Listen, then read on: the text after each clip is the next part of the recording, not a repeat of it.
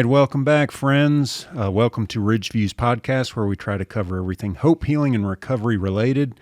It's always cool to have new guests join us, and today, Jonathon Hash. Hey, Michael. Welcome. Thank you for having me. Absolutely. I know about STOP. I know about recovery specialists, but for our viewers, just tell us a little bit about how long you've been with Ridgeview and what's involved in your role as a team leader with the STOP program. Yeah, so STOP stands for Substance Abuse Treatment Outpatient Program, and STOP just sounds better to kind of have that reminder of like what we're trying to do. So we focus on substance abuse and that recovery, and also getting your life back on track now that you are recovered. We typically find people that are at a level where they're a little more responsible for themselves. They're kind of out of a rehab program or an intensive outpatient program, and we give them skills and support. We do a weekly group where they make connections with other people in recovery. They share stories. And then in addition to that, we offer some individual services where we meet with them and try to make sure, they're getting fed right, they're taking care of their health, they've got a roof over their heads, and then connecting them with the resources that they otherwise just need some assistance trying to find. I've heard you guys use a couple of phrases that have struck me, whether it's you, Melody, other team members, but harm reduction model. What is a harm reduction model? So harm reduction basically is you're doing things that aren't necessarily good, but they're less harmful than they used to be. So, for example, say someone used to be heavily using heroin, a really highly addictive, very deadly drug. And now they've kicked the heroin, but in order to kind of still cope, they're still drinking a beer every now and then, or they're smoking some marijuana. These things still, while not great for you, not as bad as heroin. So we're reducing harm. And for people that have been at that level where you're using something that serious, you probably need a little more to cope. So not an abstinence totally program where if I am partaking in anything, I'm out of the program. Right. Well, ideally, we don't want you doing anything, but if somebody comes to me and they're like, oh no, I smoked some pot when they used to be snorting meth every other weekend, then, I'd rather them do that. Ideally, we'd rather them do nothing, but we're also a little realistic in knowing that the struggle of recovery is not so easy as just, okay, I quit. Yeah. Well, I mean, I think it's a neat aspect of the program because I know it's very, very difficult for people to begin that journey of recovery by eliminating everything all at once. So, all right, let's just rewind the clock a little bit. If I were watching this and maybe I think, maybe I need some help, I'm ready to stop. What is the first step? What do I do? I need to get an intake with Ridgeview? Right. So what we in the recovery community, we call that being in the contemplation phase of recovery, where you're starting to identify there's a problem, and now that you know there's a problem, you can start making plans to work on it. The first step here is making an intake at Ridgeview. They do walk-in intakes, and they kind of go over insurance coverage and connect you with resources to make sure that you can get help despite your income or insurance level or whatever that may be. We try to overcome a lot of those obstacles. Once you've done your intake, or if you already receive services at Ridgeview, a therapist just has to do a referral. And that therapist contacts one of us and says, hey, this person might need some recovery services. Here's what's going on with them. And then we reach out to that person to get to know them better and see if we can individualize some care for them. So I know part of some of the assessment process may include the Addiction Severity Index. Mm-hmm. Now, is that done by the intake clinician, or is that done as part of the enrollment into the program? So that could be either or both. We require an addiction severity index done for all of our clients, just to have that give us an idea of like where they're at in recovery. Okay. I go through this process. I am enrolled. Mm-hmm. Let's say it's here in Anderson County. What could I, like a week in the life, what could I expect during a week of enrollment? Yeah, the first couple times I meet with new clients, it's a lot of questions. So it's, hey, nice to meet you. I'm going to ask you a lot of questions, a lot of personal questions. And that helps me fill out all the paperwork stuff. After that, I tell them, all right, you and I are going to meet every other week. What's a good day? In addition to that, groups on Tuesday. So I want you here for group on Tuesdays, and that takes 2 hours. And that's here. That's literally in this space. Is that right? In this room and online. We try to make it as available as possible by using teletreatment through Zoom. So people are zoomed in. People are there's a bunch of faces on the TV here.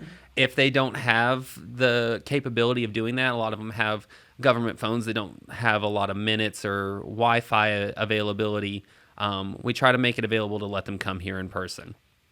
And we do that every week, so those people feel supported and they know they're not alone in what they're going through. Certainly. I mean, that would grow your recovery community, treatment community, to see not only folks in this room, but then also on the screen. Yeah.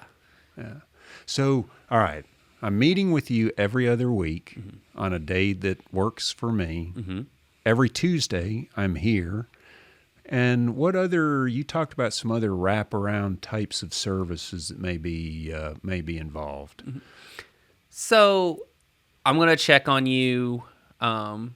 If I haven't seen you in a while, say, I'm going to call you, ask why you haven't been at group, what's going on, how can I help you get there?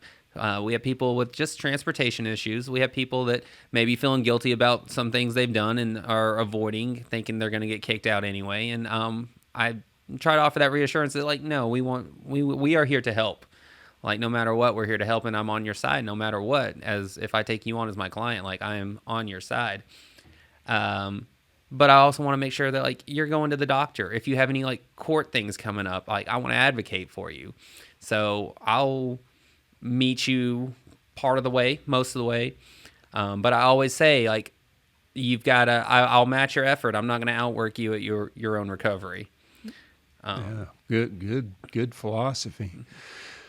What if maybe I'm interested in I want to get back to work. Mm-hmm. Maybe I need some help, some job coaching or assistance in exploring job placement. Yeah. Would you link me to a service? I would. So we've got the Match for Success program here at Ridgeview that I could get you in touch with one of their workers. They do some job coaching, job placement. And I always say, you can use me as a reference. I can't talk about your treatment, but I can just advocate and say, hey, you're a trustworthy person, and that you're not a threat to or harm to anybody.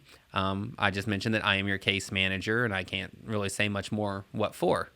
Yeah, no, that's great. We know that, people impacted by addiction, substance use, it's a constellation of factors that come into play that led us to this point, but also a constellation of factors that may be involved in our recovery. So job placement, I can see, would be a real asset. How about this? I'm sure you get this all the time. Yeah, but what about this? Mm-hmm. Yeah, but what about this? So let's say through the assessment process, there is a part of my life story that is still has been a place of trauma for me. It's a trauma experience that I have not fully addressed. Mm-hmm. And maybe I need to spend some time in individual therapy. is that something that you can also help facilitate? Of course, yeah. And if something comes up that that happens while you're in the program, we can always refer people to our therapists here at Ridgeview. And even if they're not comfortable with maybe some of the people here, or if it just they hadn't had good luck, we can always look outside of it. I would hope that like they would see that off the bat and get involved in therapy and stop at the same time. That way, they have even more support. The more support you have when you're in recovery, the more successful you'll be. Yeah, good. All right, I got another but. Okay. All right, so this group thing sounds kind of interesting, but I don't really like talking in front of other people. How long is group, and walk me through like what an example of what takes place in the STOP group. Yeah. Group lasts 2 hours a week.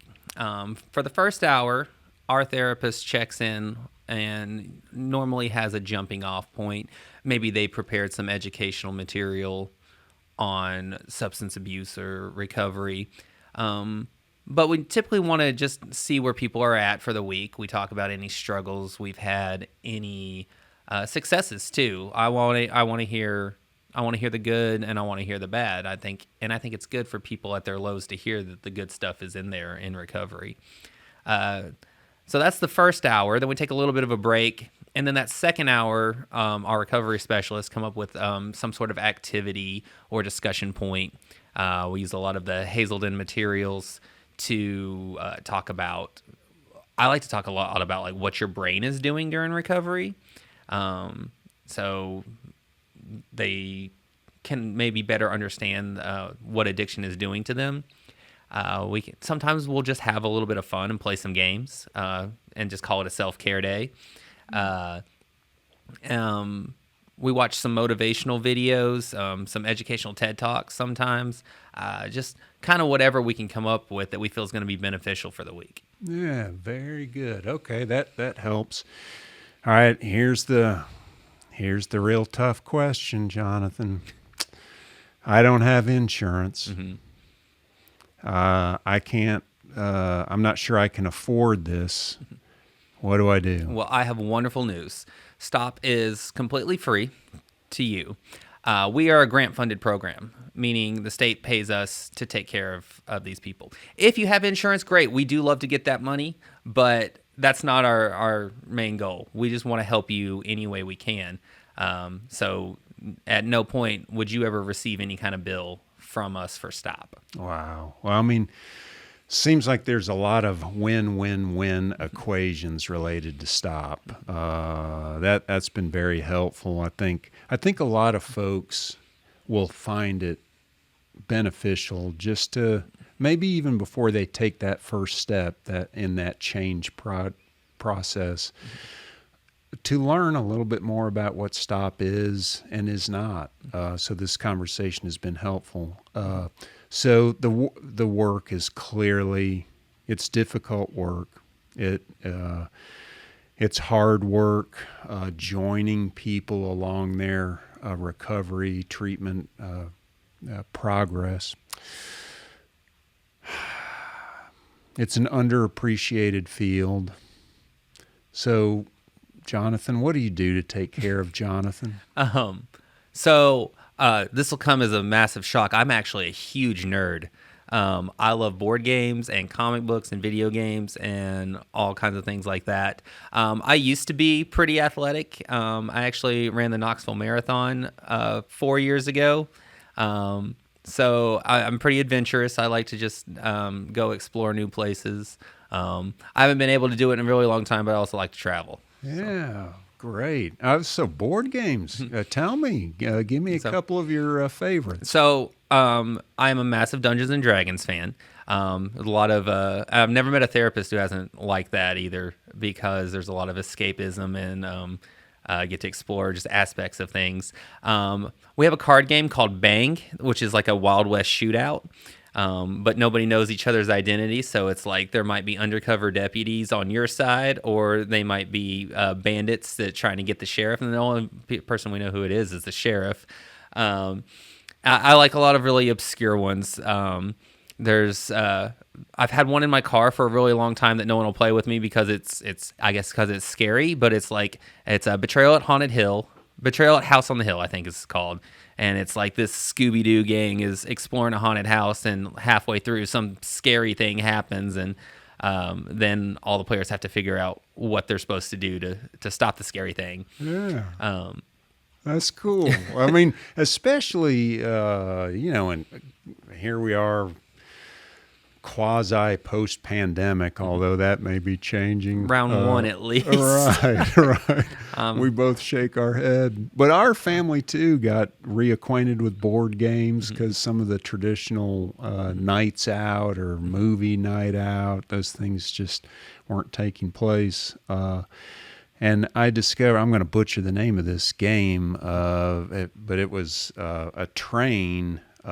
Ticket to Ride. Ticket to Ride. Yes, that's it. Thank you. That one's getting pretty popular. I played it a couple times. I almost won my first time, but I didn't. Yeah, we got a lot of use out of that in 2020. Well, good. I tell you what. Why don't you stick around? We'll do part 2 and talk about other recreational ways in which people might think about being better stewards of their own health. I'd love to. All right. Thank you. And thank you for coming in. Absolutely. Thanks for having me. This has been great fun. We'll look forward to part 2. Folks, thank you for joining us once again. We always appreciate you taking time out of your day to check in with us and learn a little bit more about Ridgeview, what we're doing. We hope you get something out of it. If you would, please subscribe, ring the bell so that you get notification of our weekly episode. Thanks so much and take good care. Bye-bye.